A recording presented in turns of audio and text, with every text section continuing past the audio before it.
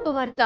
మీ సొంత ఊరిలో ఉంటూ ఎలాంటి రిస్క్ మరియు ఎలాంటి పెట్టుబడి లేకుండా ప్రముఖ కంపెనీ అయిన state bank of India life insurance నందు పార్ట్ టైం లేదా ఫుల్ టైం జాబ్ చేస్తూ మీ విలువైన సమయాన్ని మీకు నచ్చిన సమయాల్లో కేటాయించి ఓరియంటెడ్ జాబ్ సేల్స్ అడ్వైజర్ గా వర్క్ చేయడానికి ఆసక్తి గల వారికి అద్భుతమైన ఉపాధి అవకాశం కలదు. వయసు 25 సంవత్సరాల నుండి 75 సంవత్సరాల వరకు. విద్యార్హత 10th inter, degree, PG. Retired private ఉద్యోగులు, హిట్మెంట్ మరియు పోస్టల్ ఏజెంట్స్, గృహిణీలు, finance sector, auditor, accountants, tax consultants, beautician, డాక్టర్లు, టీచర్లు, వ్యాపారస్తులు, వర్కింగ్ ఉమెన్స్ మరియు మార్కెటింగ్ రంగాల వారికి ఇది ఒక అద్భుతమైన అవకాశం.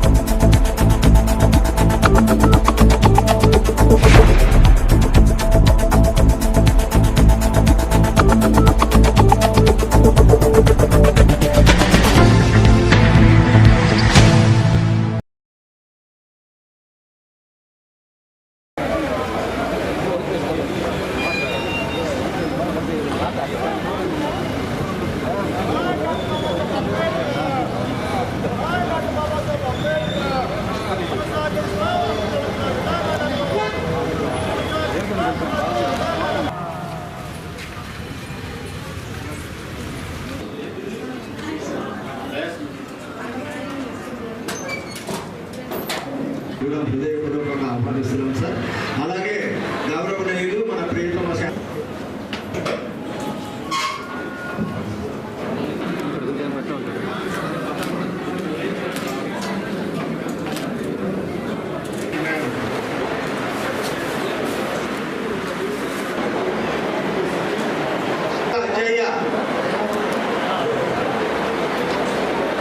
ఎంతో శశిభూషణ్ గారు,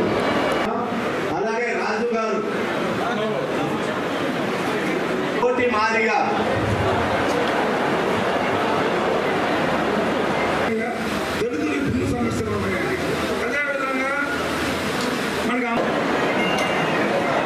సుధీర్ బాబు గారు, డి గోపి గారు, చుండి శాంసర్ ప్లీజ్,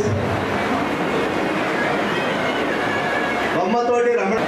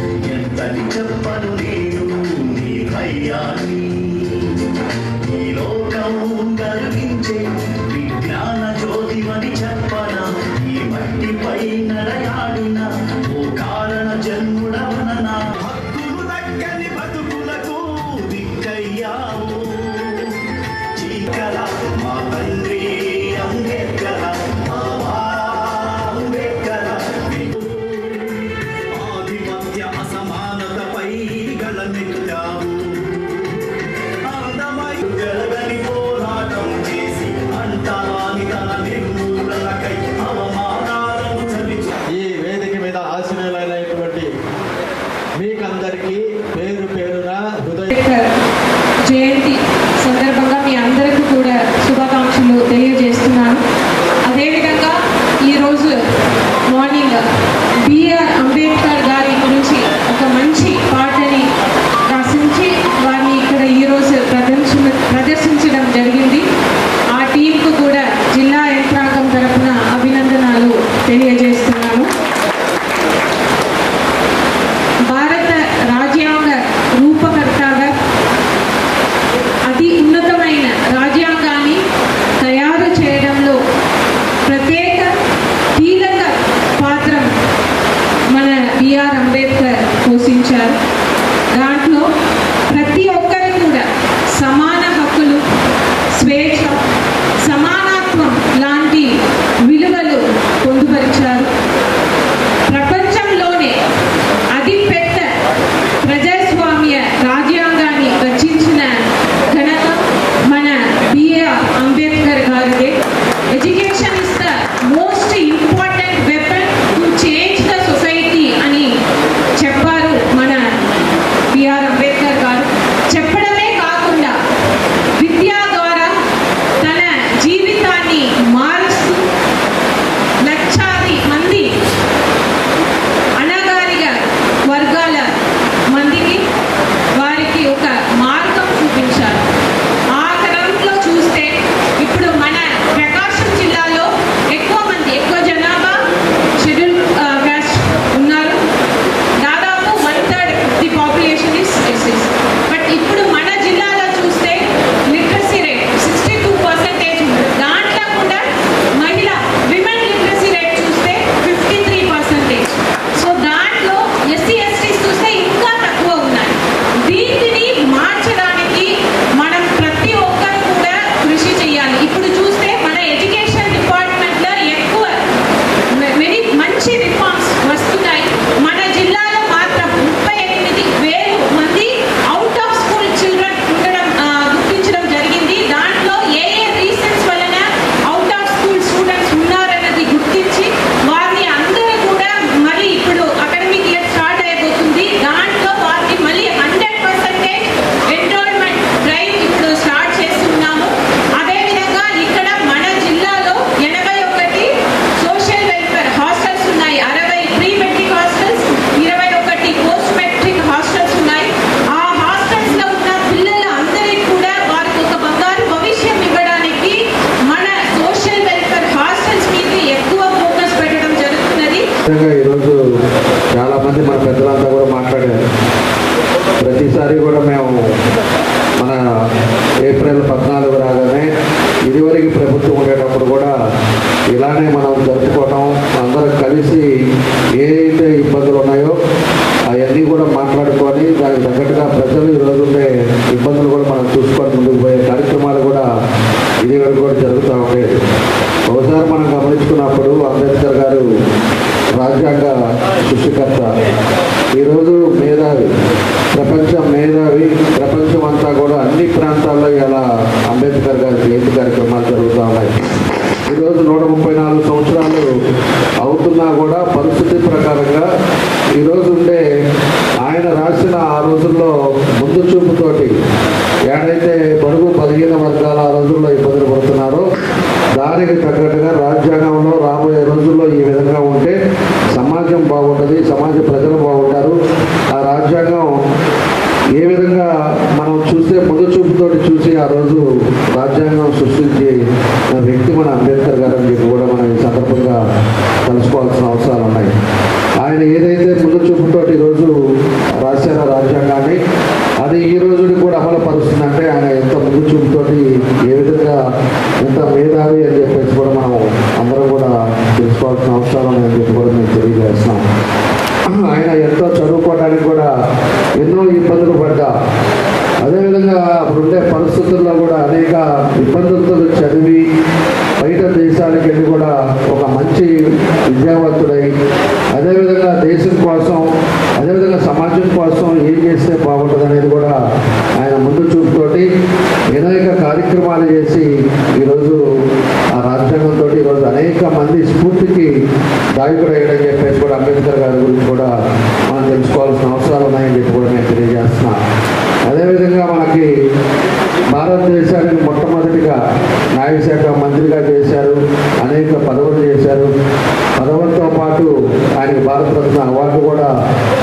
గుర్తించి ప్రభుత్వం ఇవ్వటం కూడా జరిగింది. అనేక పదవులతో పాటు అనేక స్ఫూర్తితో మనకు అందరూ కూడా ముందుకు తీసుకెళ్ళిన కార్యక్రమాలు కూడా జరిగినాయని చెప్పేసి, కాబట్టే ఈరోజు అన్ని ప్రాంతాలలో కూడా ఎక్కడైనా కూడా ఏ బొమ్మ గుళ్ళు ఉంటాయి, గుళ్ళతో పాటు అనేక ఊళ్ళు, ప్రతి ఊళ్ళో కూడా ఈరోజు అంబేద్కర్ గారి విగ్రహాలు పెట్టుకొని ఈరోజు చేస్తున్నారంటే ఆయన చేసిన సేవలను ఈరోజు ప్రతి ఒక్కరు కూడా ఈరోజు భారతదేశంలో గుర్తుపెట్టుకొని ఈరోజు ఆయనకి నివాళులు అర్పించే కార్యక్రమాలు జరుగుతున్నాయని చెప్పి కూడా మీకు ఈ సందర్భంగా నేను తెలియజేస్తున్నాను. ఒకటి, అందరూ చాలామంది చదువుకున్న వాళ్ళు ఉండొచ్చు, కానీ జ్ఞానం ఉన్నంత మాత్రం, ఆపర్చునిటీ ఉన్నంత మాత్రం దాన్ని మనం నిజ జీవితంలో దాన్ని ఫైట్ చేయటము, ఎవరు అపోజ్ చేసినా కానీ ఫైట్ చేయటము అది చాలా ముఖ్యం. ఎందుకంటే చాలామంది తెలివి మందులు ఉండొచ్చు, చాలామందికి అవకాశాలు ఉండొచ్చు, కానీ మామూలుగా ఏంటంటే ఫైట్ చేయడం. మనం ఒకటి అర్థం చేసుకోవాల్సింది ఏంటంటే డాక్టర్ బిఆర్ అంబేద్కర్ గారు ఆ రోజు వీగర్ సెక్షన్స్ కంటే ఇంత దళితులకే కాదు, ఇంప్రెసివ్ క్లాసెస్ అందరికీ, ఎస్సీలు, ఎస్టీలు, ఉమెన్, ముస్లిమ్స్ అందరికీ ఆయన ఫైట్ చేశారు. ఆయనకి ఏదన్నా ఆయన ఇప్పుడు మాదిరి ఏదైనా కానీ ఆయన కొద్దిగా కాంప్రమైజ్ అయ్యి ఉంటే ఆయన ఇవన్నీ జరిగేవి కావు. ఆ రోజు ఆయన అనుకుంటే ప్రెసిడెంట్ ఇచ్చేవారు, ఏదైనా ఇచ్చేవారు, కానీ అవన్నీ పక్కన పెట్టి ఆయన నమ్ముకున్న సిద్ధాంతంగా వాళ్ళ కోసం ఎన్ని ఇబ్బందులు ఉన్నా ఫైట్ చేశారనేది చాలా ముఖ్యం. అది మనం గమనించాల్సింది. రెండోది ఏంటిదంటే మన కోసం మనం ఫైట్ చేసినా కానీ, మన కుటుంబం కోసం మనం ఫైట్ చేసినా కానీ, మన కులం కోసం మనం ఫైట్ చేసినా కానీ ఎప్పుడు గుర్తింపు రాదు.